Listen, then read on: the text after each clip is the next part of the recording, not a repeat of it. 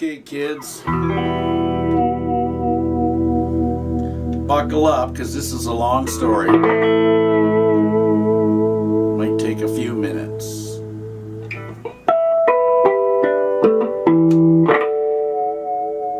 It was the 80s, and I was in a band in Vancouver called Original Copy. And we had a gig in Kitwanga, BC, which was midpoint between Prince George and Prince Rupert. So it was going to be a long drive. So we loaded up the van and left in the morning out of Vancouver.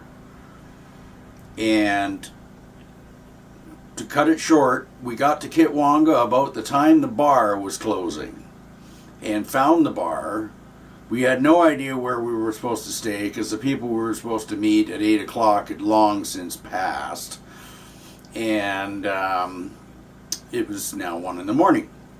So we talked to a couple people, and one guy says, "Oh, I know why you guys are here. It's that big party tomorrow night. So I'll put you up."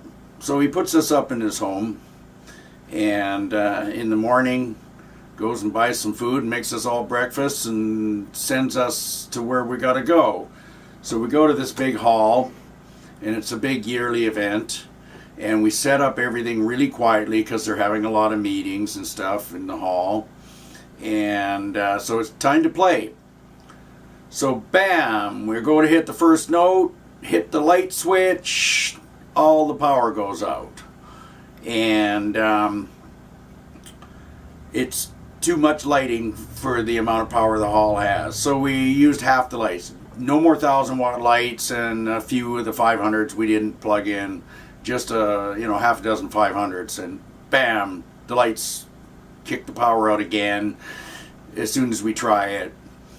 And so we're down to 2 light cans, one from each side of the stage, and that's okay, we can play. So we play, and we play about 4 hours, which is typically the gig, and it's mixed young and old people and all kinds of people, and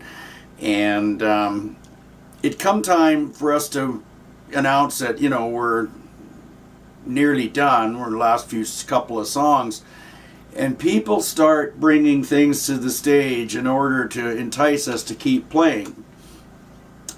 They brought flats and flats of beer.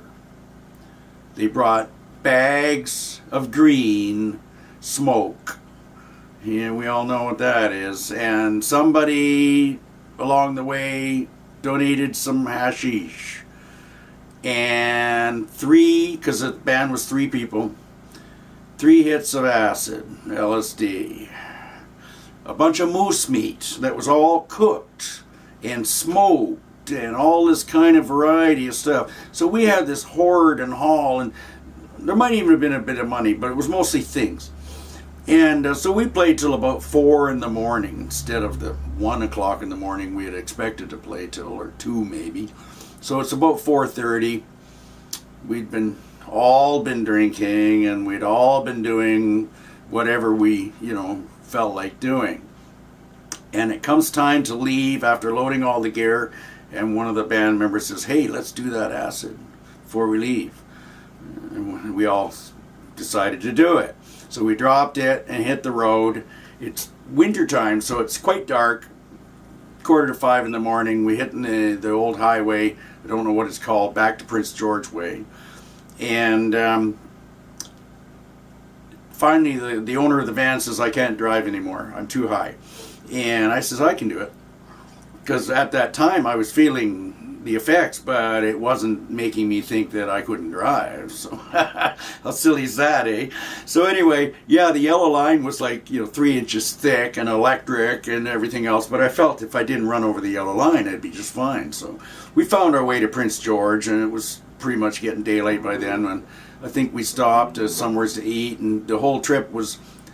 The next thing I kind of remember is, in Hope, there was no more beer and nothing left to smoke. Just